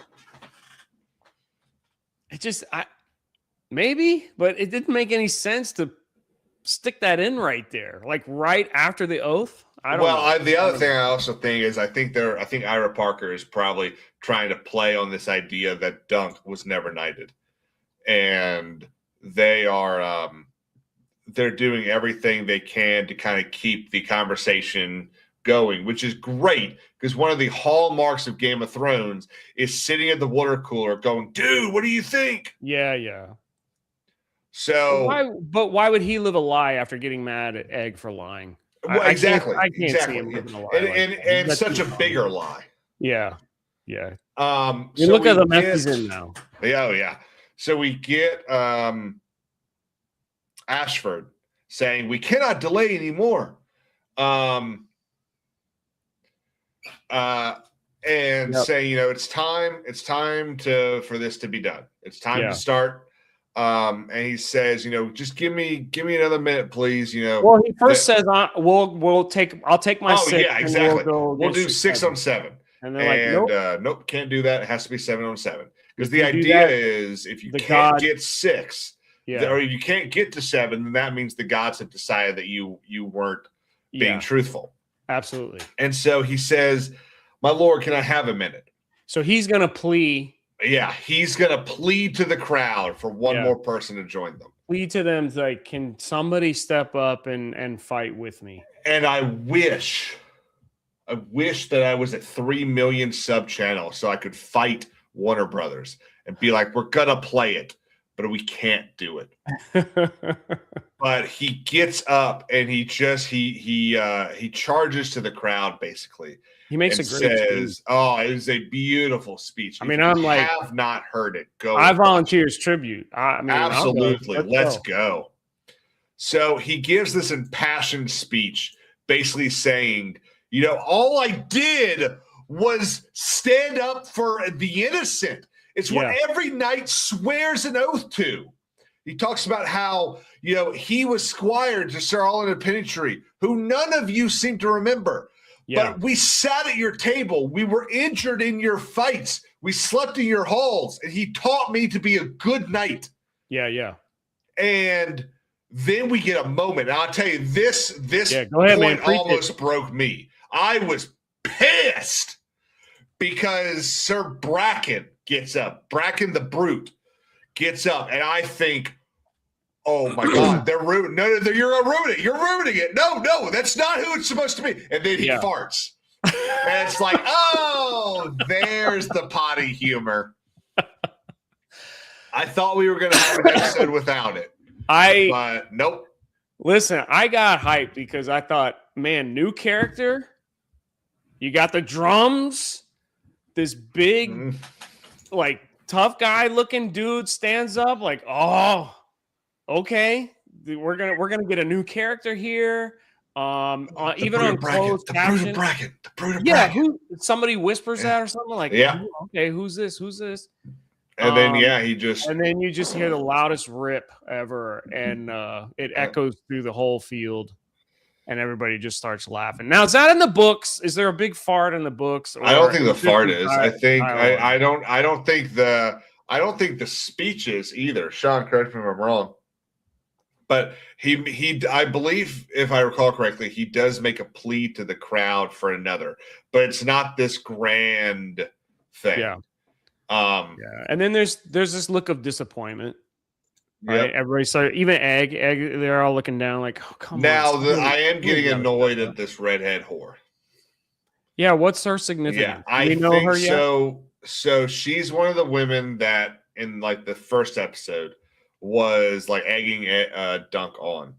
Yeah. And there is a line. She's making fun of him about being a hedge knight, right? Yeah. There's a line in the book that I forget who says it in the book, but it's kind of like the calling card of the story. Yeah. And I think they're going to give it to her. And it just bugs me that's going to be her. So he rips a big one, and then that actually aggravates Dunk. Yeah, it angers him to no end. And he calls everybody out. Has courage deserted the noble houses? Like, he is lowborn, right? Lowest of low. And he calls out all the highborn, the noble houses.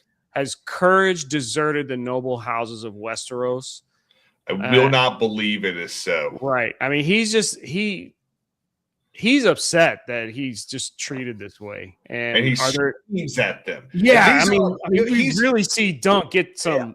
Yeah. He's screaming at like the highest, most noble people within 300 miles of where he's currently sitting. Yeah, and he yells, "Are there no true knights among you?" Are there no true knights among you? And something was coming. I mean, I haven't read the books. I don't know what was happening, but I mean, I'm just like, okay, he's got some authority in his voice. Somebody is going to step up and do this. I had no idea. I never saw this coming. If I was going to sit back and predict who would it be, I honestly thought it was going to be like a new character. I did not see this coming. So what happens? You know what I'm going to do? I'm going to actually pull it up. We hear and I'm going to risk this. We hear I'll talk through it just briefly, but we hear the doors, the big massive doors open, and a horse galloping in. Mm-hmm. And I'll tell you what I did notice. I noticed the sigil. Mm-hmm. I noticed the sigil. I was like, "Oh, it's a Targaryen."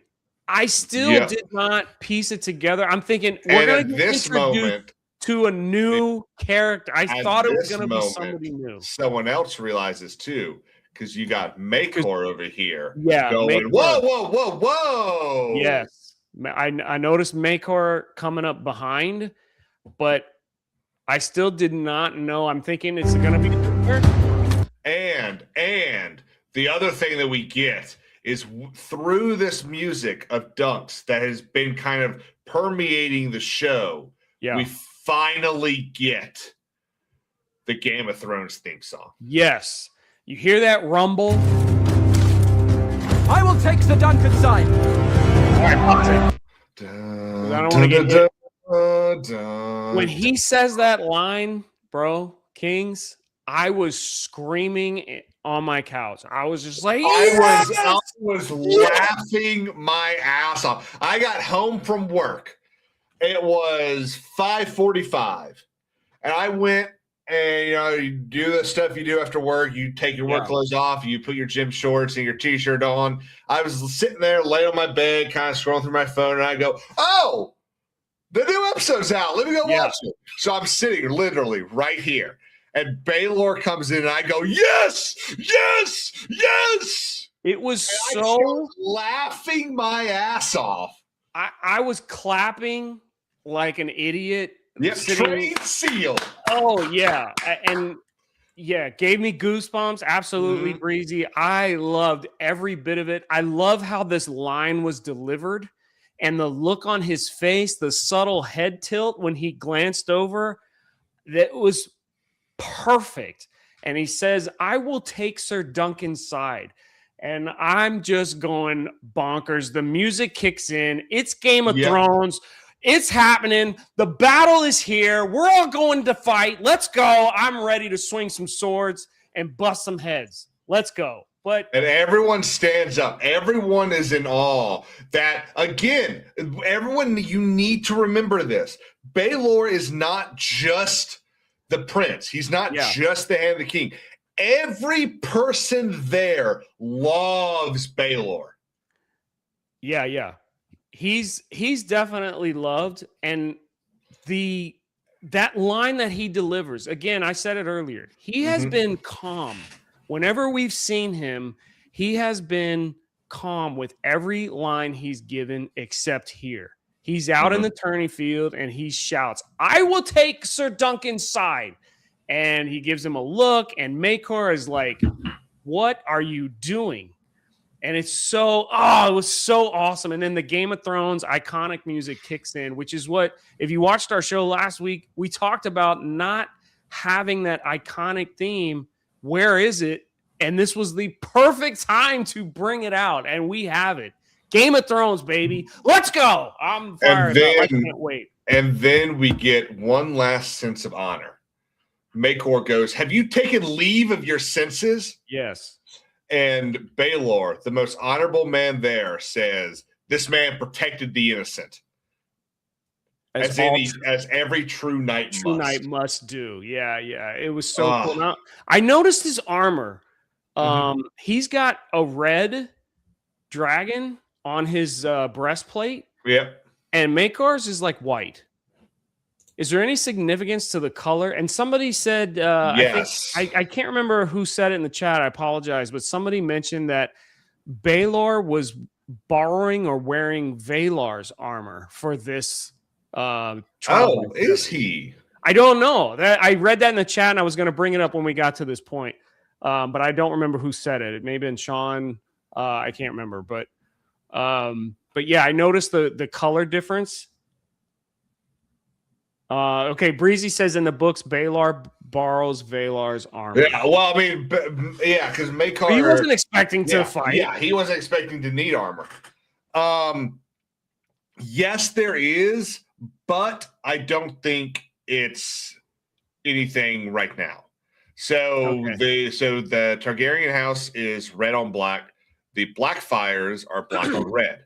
Yeah, white, I don't think really has anything to do with it. If anyone has a correction for me, let me know. But I think it's just white. Like it's a black accent with white, or it's black dragon with white accents instead of being a red dragon with white accents. And then continuing on, once he delivers that line, "I will take Sir Duncan's side." These actors, if they're not getting Emmys, there's something wrong. There's something wrong with this, because it then flips over to Duncan, and the look on his face is unbelievable. The look of shock, like, holy cow, like I got the prince, the heir to the throne, fighting on my side. Are you kidding me? Like, he's freaked out. Like, this is so awesome. And then we get into Maekor challenging him, saying, have you taken leave of your senses? Yeah. Now, one of the rules for this show, especially, or these shows, especially after season, let's say 5 or 6 of Game of Thrones, is you do not watch the post-credit stuff. Now, I'm not talking about like the trailer for the next episode. You do not watch the people talk about what they wanted to put in the show, because we saw in the first season of House of the Dragon, they were all talking about, especially with the terrible birth stuff. They were like, this is like a thing for abortion, and it just like shows how dangerous it is for women, and women should have the choice and all this stuff. And it's like, y'all didn't even watch the damn thing that you put together. I watched every second of these people talking about this episode. Yeah. This is how you get people to watch your shit. You make your episode great. And Sarah Smith, and she directed this episode 3, and she's directing the final episode. She has such a way of looking at these episodes and this story. She is a little bit of a goober. She absolutely is. The way that she like enunciates the music instead of only ever heard people go dun dun dun dun dun dun dun. She does this like boo bee boo boo boo boo boo. And I tell you, it reminds me of South Park. Weeder, weeder, weeder, weeder, wee. So, but she has done she's done 2 episodes so far. They've been excellent episodes. Yeah. Whoever's directing the 5th episode has got a lot on his hands or her hands. There's going to be a really tough job. But if anyone's going to be able to do it, I think it's this team. Dude, these actors in this few second scene, you've got Baylor coming out when he removes his helmet. The look on his face is like, I'm going to stand up and do what's right. Then they show Dunk, who's just in utter shock. Like, if you can like frame it and just look at the facial expressions of every actor, every one of these actors in this quick scene tells so much with their eyes. They are doing such a crazy, awesome freaking job. Then it goes to Makor. He just looks disgusted. Like, what are you doing? And then it back to Baylor saying, let the gods decide if he was right or wrong. And he goes, yeah. Then it shows Arian, and he just looks like he's just angry. Yeah. Like, what are you doing? And then it goes back to Dunk to finish it up, and now he looks serious. Like, okay, now I got a shot. It ends with him basically galloping away. So there's Arian all kind of, fine, I'll kill him too. Yeah. And then Dunk just goes, obviously, trying to pause to prevent the copyright. Yeah. Dunk's just like, fine, let's go. Yes. And then it goes into he's fired up. Seven Kingdoms. Great episode. Great episode. Genuinely. So it was, Leo, let's see what it's sitting at now. But it was a 9.7 on IMDb. Yeah, probably 0.7 of that was how many times I watched it.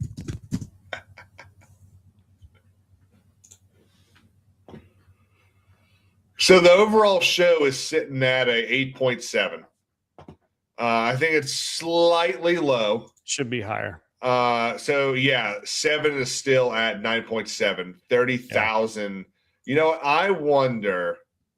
There's 74 people have given it a 1-star review. How do you give it a 1-star? Sort by review rating. Professional streamers here. Sorry for the black screen.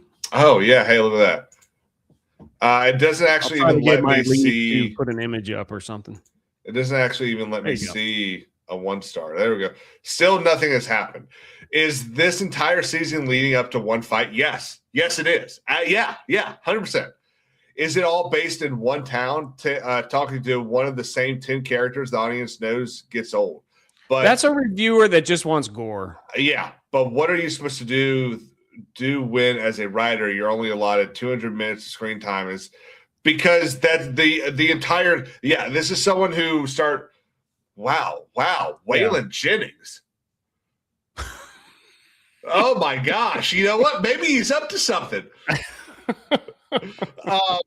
But this is what happens when you get tourists into fan clubs, and you get these people that they only ever watch Game of Thrones to watch, the Battle of the Bastards 200 times.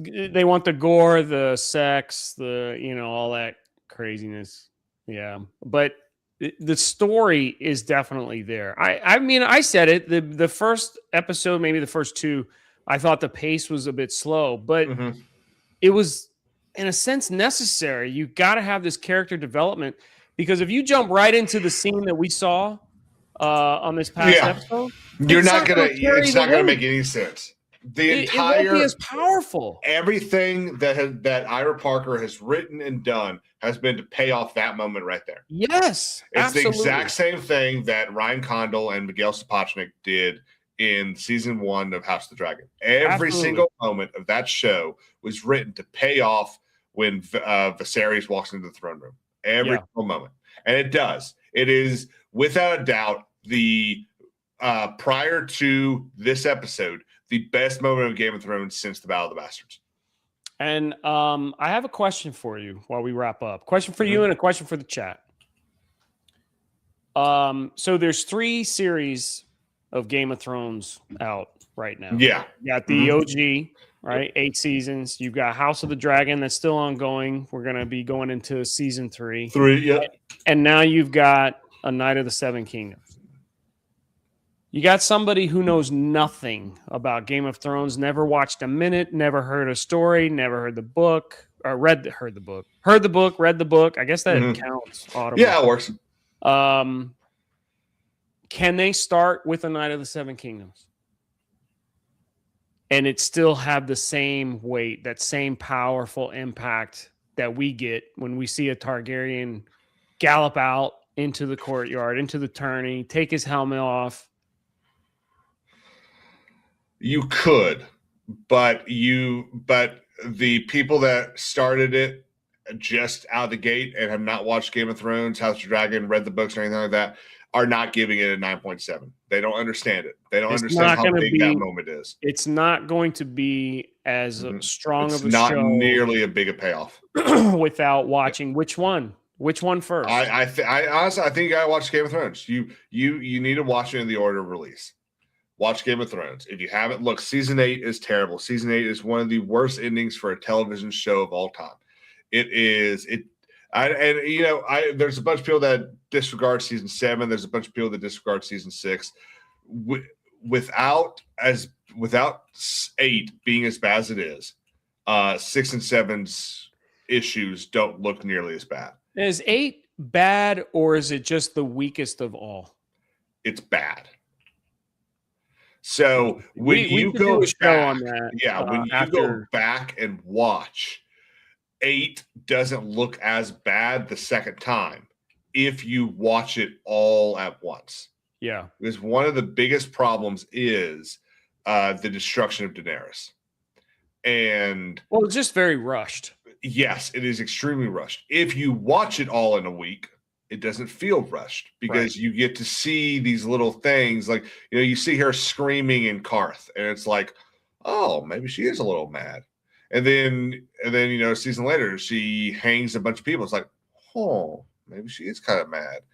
But for a lot of people, they were all bad. Yeah, exactly. Yes, they were all bad people. But for a lot of people, they watched it over the course of 9 years. And you just don't see it like you do if you watch it all in a week. So yes, you got to watch season 8. You've got to watch Game of Thrones. You've got to watch House of the Dragon, and then you got to watch Night of the Seven Kingdoms. Because one of the reasons why I say not done yet. One of the reasons why I say you have to watch House of the Dragon is because you need to know what House Targaryen was. Yeah. You need to know what that power really looked like. Because, we've got things that you can kind of sit there and go, oh, I know what like a powerful king looks like. It's like, yes, but imagine if you had, Henry V or Edward III, the Black Prince, out there with a bomb. Like, imagine if he was just walking around and going, hey, do y'all want to see me light a star? Like, that's what the dragons were. Yeah. And we know we've never seen a power like that. They say it in, I think it's House of the Dragon. They say they've never seen a power like the dragons in Westeros. And stronger than Blackfire. Yeah. Mm-hmm. And I think that if you want to get everything that this show has to offer, you need to watch all of it. You could watch this and enjoy it and like it, and it'll be good. It's not going to be as good, though. Interesting take. Where is the Targaryen homeland? Essos. It's Valyria. Okay, So so that's it's their, the and then they move at some point in the yeah. lore. They So came over to Westeros. they and took were things. they were the lords of Valyria. They ruled Valyria. They ruled basically Essos, and then there was a Targaryen princess by the name of someone in the chat's going to get it. Who Breezy. had a dream that said, "Hey, a lot of bad shit's getting ready to happen." And so Aegon's grandfather moved them to Dragonstone. And he took Aegon the Conqueror. yeah. He took, I don't know, 40 Targaryens, a whole bunch of retinues, and I think like 20 dragons and a whole bunch of eggs. And yeah, Danny's predicted the doom.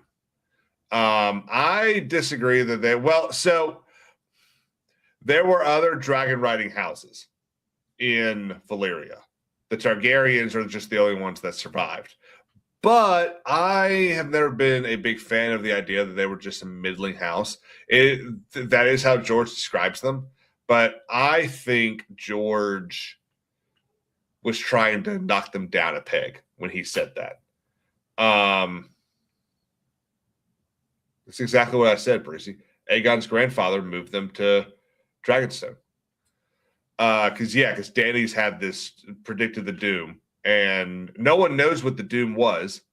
There's a whole lot of conversation about volcanoes and hellfire and all this shit, but no one really knows what the doom was. But Valyria is where Jorah and Tyrion rode through to in episode or season 5, I think it was.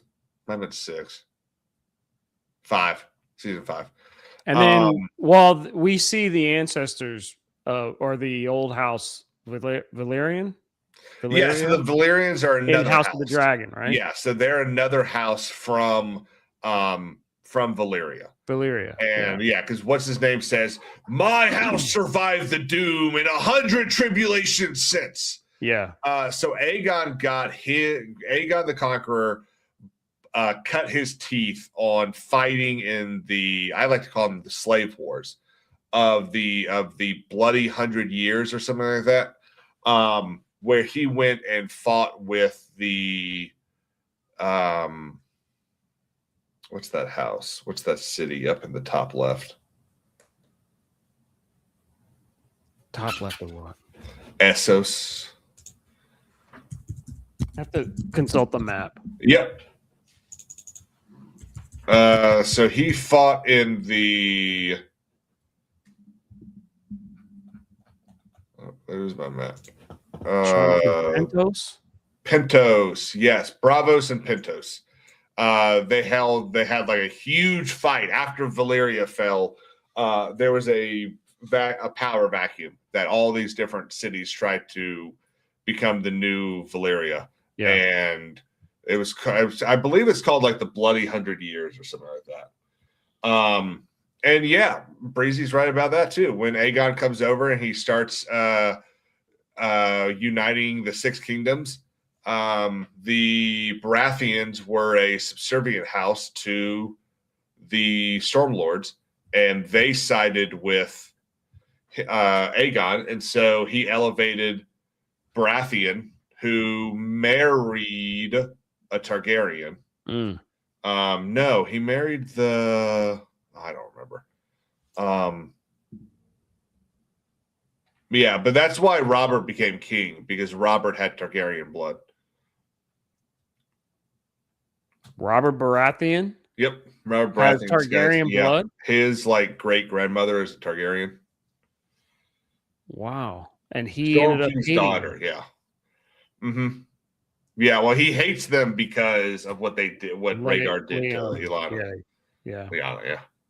Interesting stuff. Great episode. Yeah. My favorite so far, obviously. But in true Game of Thrones fashion, they always tend to get you pumped up and excited to bring you down hard and fast. So I'm looking forward to next week, but I'm not I have a feeling like I'm gonna get punched. You got a in the gut. gut feeling that something's coming. That's my that's my prediction. I see some of you Oh. referring to Wicked in the chat. We are not streaming tonight. That's why there's no stream set up. There's no stream set up, and I didn't tweet anything out. We are not going to be gaming tonight. She's got some stuff going on, but we will be back a week from tonight for sure. Who knows? I might be going live solo.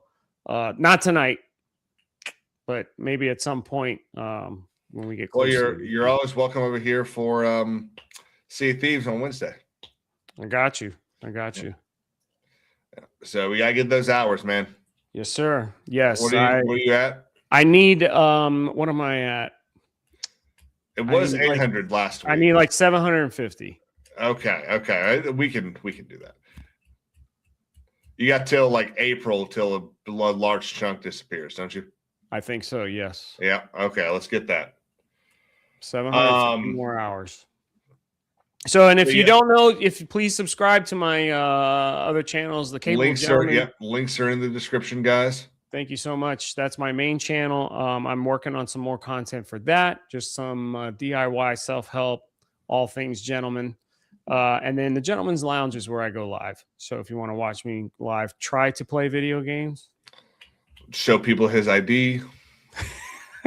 It's actually quite embarrassing, but I tell you, you just need to put that camera on one weekend and go work on the car. You'll get all 900 hours you need. Well, it's finally warming up, and this weekend I plan on working on the bike and getting more of the wiring done. So I may just do that. Yeah, you get a whole bunch of them.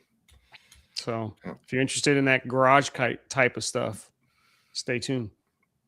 Well, man, this is great. I had a lot of fun. I have to go to bed because I have to get up an hour and a half early so I can drive down to Charleston. Yeah, you got some lawyering I have to do down there. You are dismissed then. I appreciate you having me on. I love this Absolutely. show. Oh, it is rocking it out right now. Yeah, good stuff all around. Thank you all. Thank you to the chat. Appreciate you. And I guess